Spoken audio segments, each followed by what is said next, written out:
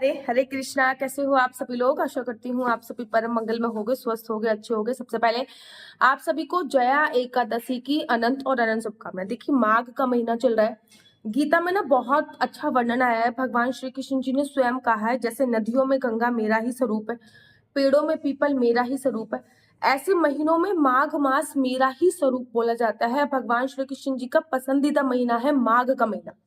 आप लोगों ने कार्तिक स्नान के बारे में सुना होगा, कोई भी संदेह नहीं है कि कार्तिक स्नान की महिमा बहुत है। लेकिन कार्तिक का महीना भगवान श्री कृष्ण जी को इसलिए पसंद है क्योंकि वो राधा रानी द्वारा निर्मित महीना है। लेकिन माघ का महीना तो स्वयं ही भगवान श्री कृष्ण है। और मैं कहती हूँ ना, माघ मास में अगर आपने स्नान कर लिया तो आप कोई भी मनोकामना से स्नान कीजिए, वो आपकी पूरी होनी ही होनी है। ये मेरी गारंटी ही है। अब माघ का महीना जब इतना इंपॉर्टेंट है तो माघ में आने वाली एकादशी का कितना विशेष महत्व होता है। तो अब आने वाली है माघ मास की आखिरी एकादशी, जिसको जया एकादशी के नाम से संबोधित किया जाता है। जया एकादशी अपने आप में विशेष महत्वपूर्ण है क्योंकि ये माघ मास के महीने में आती है। जया एकादशी की महिमा इसलिए भी बढ़ जाती है क्योंकि जया एकादशी पे व्रत करने से आपको ब्रह्म हत्या और गौ हत्या जैसे पापों से भी छुटकारा मिल जाता है।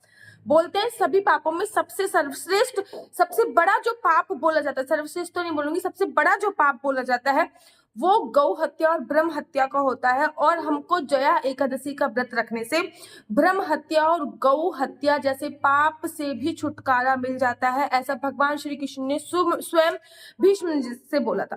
तो बहुत बड़ी एकादशी है। मैं हमेशा कहती हूँ कि एकादशी का जो व्रत होता है वो त्रिदिवसीय व्रत की श्रेणी में आता है। कभी भी एक दिन का व्रत नहीं होता है एकादशी का। एकादशी का व्रत त्रिदिवसीय श्रेणी में आता है, मतलब 10वीं तिथि से ही एकादशी के व्रत के नियम लागू हो जाते हैं, जो कि द्वादशी तिथि तक एकादशी के व्रत के नियम जो है वो चलते ही चलते रहते हैं। 10वीं तिथि से लागू होंगे और द्वादशी पे चलेंगे। लेकिन व्रत जो रखना होता है वो केवल आपको एकादशी पे व्रत रखना होता है। 10वीं तिथि पे कुछ ना कुछ नियमों का पालन करना है, जैसे कि 10वीं तिथि पे संपूर्णतः ब्रह्मचर्य का पालन करना होता है। बड़े सारा ये देखो, ये क्वेश्चन मुझसे इतनी बार भर के पूछा गया कि 10वीं तिथि पे ब्रह्मचर्य का पालन जरूरी है। जी हाँ, कभी कभी ऐसी होती है कि एकादशी तिथि जो प्रारंभ होती है वो 10वीं तिथि की रात्रि से प्रारंभ होती है या फिर 10वीं तिथि की दोपहर से प्रारंभ होती है। तो 10वीं तिथि पे एकादशी के ब्रह्मचर्य का पालन बहुत जरूरी है। मैं एक औरत हूँ और आप लोगों का दुख मैं अच्छी तरीके से समझ सकती हूँ कि इसमें हमारी कोई गलती नहीं है। कभी कभी हस्बैंड नहीं मानते हैं, ठीक है ना। लेकिन बेशक आप द्वादशी पे ब्रह्मचर्य का पालन ना करें, क्योंकि एकादशी, 10वीं तिथि और द्वादशी, इन तीनों दिन ब्रह्मचर्य का पालन जरूर। बेशक आप द्वादशी पे ना करें, बट एटलीस्ट 10वीं तिथि और एकादशी पे तो ब्रह्मचर्य का पालन कीजिए। देखो, जब तक हम ब्रह्मचर्य का पालन नहीं करेंगे तब तक हमें व्रत का संपूर्ण फल प्राप्त नहीं होने वाला है। ब्रह्मचर्य का पालन करेंगे तभी हमारा मन जो है वो पूजा में लगेगा, ठीक है ना। नाभि से ऊपर की जो चक्रास है वो एक्टिव तभी होते हैं जब हम ब्रह्मचर्य का पालन करते हैं। इस पर कभी डिटेल में वीडियो में आप लोगों को बताऊंगी, क्योंकि योग में मैंने बहुत समय दिया है तो इसके बारे में मुझे बहुत अच्छी जानकारी है।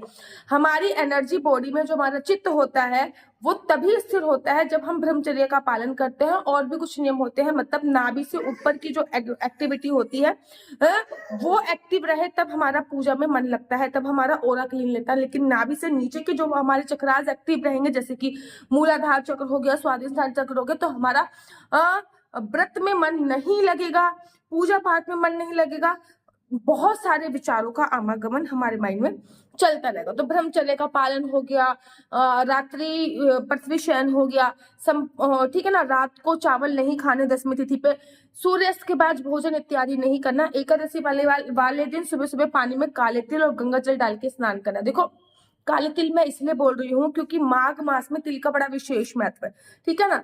इतना विशेष महत्व है कि माघ मास की एक एकादशी का नाम भी सठ तिल एकादशी है। एक एकादशी जो आती है पहली एकादशी, उसका नाम से सकट चौथ इसमें आती है, जिसको तिल चौथ के नाम से बोलते हैं। अर्थात तिल द्वादशी भी इस ही महीने में आती है। तो तिल का बड़ा विशेष महत्व, तिल दान का, तिल स्नान का, तिल हवन का। तो पानी में काले तिल डालिए, साथ ही के साथ गंगा जल डाल के पानी में स्नान अवश्य और अवश्य कीजिए। उसके बाद क्या करना है, उसके बाद पीले रंग के कपड़े पहनिए। उसके बाद पूरे घर में गंगा जल और तिल वाला पानी का छिड़काव कीजिए ताकि पूरे घर की नेगेटिविटी निकल सके। घर के बाहर स्वास्तिक बनाइए रोली से, दहलीज पूजन अवश्य कीजिए और उसके बाद व्रत का संकल्प लीजिए। संकल्प में आपको थोड़ा, देखो वैसे तो संकल्प चावल से लिया जाता है, लेकिन ऑब्वियसली बात है कि हम चावल का उपयोग नहीं करेंगे, तो हम काले तिल ले सकते हैं, सफेद तिल ले सकते हैं, 1 या 2 का सिक्का ले सकते हैं, लौंग ले सकते हैं, इलायची ले सकते हैं, सुपारी ले सकते हैं, उसको अपने हाथ में लेना है। श्री विष्णु श्री विष्णु श्री विष्णु, मैं अपने नाम से संकल्प ले रही हूँ, आपको सब कुछ अपना बोलना है, ठीक है ना। मेरा नाम आशु चौहान है, मेरा गोत्र केमलक्ष्य, मेरा निवास स्थान श्रीधाम वृंदावन है। आज मैं पूरे विधि विधान से जया एकादशी का व्रत कर रही हूँ। ये व्रत मैं फलाहार खा के करूंगी। भगवान श्री विष्णु मुझे ये व्रत संपूर्ण करने में मेरी सहायता करे। ये जो सामग्री है वो आपको भगवान श्री हरि विष्णु के चरणों में चढ़ा देनी, मतलब जो भी आपके पास भगवान का स्वरूप है, लड्डू गोपाल हो गया, कन्हैया जी हो गए, कोई भी स्वरूप है ना, उन पे आपको ये सारी सामग्री समर्पित कर देनी, ठीक है ना। ये सारी सामग्री मिला के आपको किस पेड़ पे भी डाल सकते हो इकट्ठी करके। जो इसमें जो पैसे उसमें 1 या 2 रुपए, जो 1 या 2 का जो सिक्का लिया है ना, उसमें थोड़े से पैसे और ऐड करके द्वादशी वाले दिन किसी गरीब या निर्धन को दे भी देते हैं। जो लड़कियां कुंवारी हैं वो अपने पिता का गोत्र बोलेंगी, जो लड़कियां मैरिड हैं वो अपने शादी का बाद का गोत्र बोलेंगे, ठीक है। जैसे कि मेरे शादी से पहले का जो गोत्र है वो है कौशल, शादी के बाद का जो गोत्र है वो है केमलक्ष, तो मैं हमेशा अपने शादी के बाद का ही गोत्र बोलती हूँ, तो आपको शादी के बाद का गोत्र लेना है। उसके बाद आपको भगवान श्री हरि विष्णु को उनकी पसंदीदा भोग लगाना है, जैसे कि आपको भोग में कुछ कुछ चीजों का बहुत खास उपयोग करना है, जैसे कि मखाने की खीर तो हर बार लगती है और बार बार हमेशा हर बार भगवान श्री विष्णु का भोग अलग अलग होता है। मखाने की खीर का भोग तो हमेशा ही लगाया जाता है। उसके बाद आपको कथा जरूर पढ़नी है, फिर आरती करनी है। पूरे दिन किसी की निंदा चुगली नहीं करनी, दोपहर को सोना नहीं है। एकादशी में तुलसी जी की पूजा का विशेष महत्व होता है। तुलसी माता के पास जाइए, वहां पे एक घी का दीपक प्रज्वलित कीजिए, तुलसी माता की परिक्रमा कीजिए, वहीं पे आसन बिछा के कुछ मंत्रों के उच्चारण अवश्य कीजिए। दिन में सोने की मनाही होती है, पूरे दिन किसी की निंदा चुगली नहीं करनी होती है। जितना हो सके भगवान का नाम का सिमरन करना चाहिए, विष्णु सहस्त्र नाम का पाठ करना चाहिए। जितना हो सके भगवान से पूरे दिन राधा राधा राधा राधा राधा राधा राधा राधा राधा राधा रटते रहना चाहिए। 1-2 बातों का और ध्यान रखना है, जिसकी एकादशी पे रात में सोने की भी मनाही होती है, लेकिन भैया कलयुग है, ठीक है, बॉडी में इतनी सामर्थ्य नहीं है कि पूरी रात जग पाए। कलयुग का असर है, निद्रा रानी जरूर आएगी, तो अपनी अपसेंट में एक अखंड ज्योत जला दो। आप सो रहे हो लेकिन आपके अपसेंट में कोई एक ज्योत जल रही है, ठीक है ना, कि भैया आप सो रहे हो लेकिन आपके अपसेंट में कोई ज्योत जल रही है। उसके बाद द्वादशी वाले दिन सुबह सुबह ब्रह्म मुहूर्त में उठिए, स्नान कीजिए। जब हरिवासन समय निकल जाए, देखो हरिवासन समय जब तक नहीं निकल रहा, कैसा कहते हैं, हरिवासन समय में भगवान के नाम का सिमरन करने से अनंत गुना फलों की प्राप्ति होती है। तो हरिवासन समय जब तक नहीं निकल रहा है तब तक भगवान के नाम का सिमरन कीजिए, या फिर खिचड़ी बना लीजिए, या फिर पोहा बना लीजिए, दाल चावल बना लीजिए, खीर बना लीजिए। मतलब द्वादशी पे कहने का तात्पर्य है चावल से संबंधित कोई भी चीज द्वादशी तिथि पे अवश्य और अवश्य बनाइए। उसके बाद जब हरिवासन समय निकल जाए उसके भी 24 मिनट बाद आप किसी योग्य ब्राह्मण को घर पे बुलाइए, उनको भोजन कराइए। ब्राह्मण नहीं आ सकते तो किसी भी गरीब को घर पे बुलाइए, उनको भोजन इत्यादि कराइए। कोई गरीब भी आपके घर पे नहीं आ पा रहा है या फिर नहीं मिल पा रहा, एक थाली में खाना लगाइए, गौशाला में देके आ जाइए, या फिर एक थाली में खाना लगाइए, मंदिर प्रांगण में देके आ जाइए। इतना भी नहीं कर सकते तो सूखा आइटम मंदिर में देके आ जाइए, या फिर सूखा आइटम आप गौशाला में देके आ सकते हैं। ये कार्य तो कर सकते हैं ना आप। उसके बाद आप अपने व्रत का पालन कीजिए। देखो अब मैं आपको एकादशी तिथि का ना कुछ, देखो इस बार ना 1-2 चीजें और भी ध्यान रख लो। इस बार एकादशी पर भद्रा का साया है, ठीक है ना, लेकिन भद्रा जो है वो स्वर्ग लोक पे है। जब भी भद्रा स्वर्ग लोक में होती है तो भद्रा पृथ्वी लोक पर कोई भी दुष्परिणाम नहीं फैलाती है, पृथ्वी लोक पर सुखद परिणाम फैलाती है। व्रत जो है एकादशी का जो व्रत है वो देखो 7 फरवरी को एकादशी तिथि प्रारंभ हो रही है, दिन है शुक्रवार, रात को 9:30 बजे होती है। पूरे दिन 10वीं तिथि है, एकादशी तिथि रात को प्रारंभ हो रही है। जब हम सूर्य उदय होगा उस टाइम पे 8 तारीख लग चुकी होगी। तो एकादशी का जो व्रत रखा जा रहा है वो 8 फरवरी को रखा जा रहा है, दिन है शनिवार, 8 फरवरी और शनिवार का दिन। तो प्लीज शनिदेव की पूजा अर्चना वंदना करना बिल्कुल भी मत भूलिए। ये तो शनिवार वाले दिन एकादशी का व्रत रखा जा रहा है। आज 7 तारीख को 10वीं तिथि के नियमों का पालन होंगे और 9 तारीख को एकादशी के नियमों के पालन आपको करने हैं। अच्छा 8 तारीख को एक चीज और रखी, कीजिएगा। बड़े सारे लोग ना 9 बजे से लेके 10:30 बजे तक पूजा अर्चना वंदना करेंगे, लेकिन अगर आप 9 बजे से लेके 10:30 सुबह 10:30 बजे तक पूजा अर्चना वंदना करते हो तो इस टाइम पे राहु काल है। राहु काल में की गई पूजा अर्चना वंदना का सुखद फल आपको नहीं मिलता है। राहु काल में जो भी आप पूजा अर्चना वंदना करते हो, विशेष ध्यान रखिए, उसका आपको दुखद ही परिणाम भुगतना पड़ता है, उसका सुखद परिणाम आपको नहीं भुगतना पड़ता है, दुखद ही परिणाम भुगतना पड़ता है। तो 9 बजे से लेके या तो 9 बजे से पहले पूजा कर लीजिए। अगर नहीं हो सकता है, गृहस्थ जीवन में हो, बहुत सारी प्रॉब्लम से नहीं हो सकता, तो 10:30 बजे के बाद ही कीजिएगा। इस बीच में पता, भद्रा तो पूरे दिन ही है, भद्रा तो भैया 8:30 बजे सुबह प्रारंभ हो जाएगी और रात को 8:30 बजे तक रहने वाली है।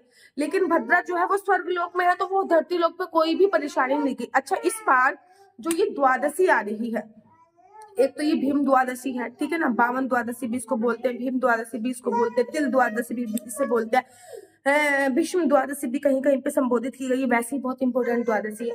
उसके बाद इस द्वादशी पर त्रिपुष्कर योग बन रहा है। ऐसा बोलते हैं जब भी त्रिपुष्कर योग बनता है और उस टाइम पे आप कोई भी कार्य करते हो तो उसका फल आपको 3 गुना होकर प्राप्त होता है। कोई भी एक्सपेक्टेड कोई भी कार्य करो तो उसका जो फल मिलेगा ना, उसका जो परिणाम मिलेगा आपको, वो 3 गुना होकर ज्यादा मिलेगा।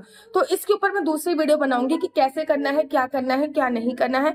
एक चीज मैं आपको और बताना चाहती हूँ कि एकादशी के व्रत का जो पारण होगा वो 9 तारीख को होगा, अर्थात द्वादशी के जो नियम होंगे फॉलो वो 9 तारीख को होंगे। 9 तारीख को पारण का जो समय है वो 7:04 से लेके 9:17 पर है सुबह सुबह। मतलब सुबह सुबह 7 बज के, मतलब मोटा मोटा मान लीजिए 7 बजे से लेके 9 बजे तक के बीच में आपको व्रत का पालन करना है। 7 बजे से लेके 9 बजे तक के बीच में आपको एनी हाउ व्रत का पालन करना है, ठीक है ना। अगर आप इस बीच में पालन ना कर पाए तो पालन का एक और समय है, वो है 1:30 बजे से लेकर 2:30 बजे, तो सबसे सर्वोत्तम टाइम यही है।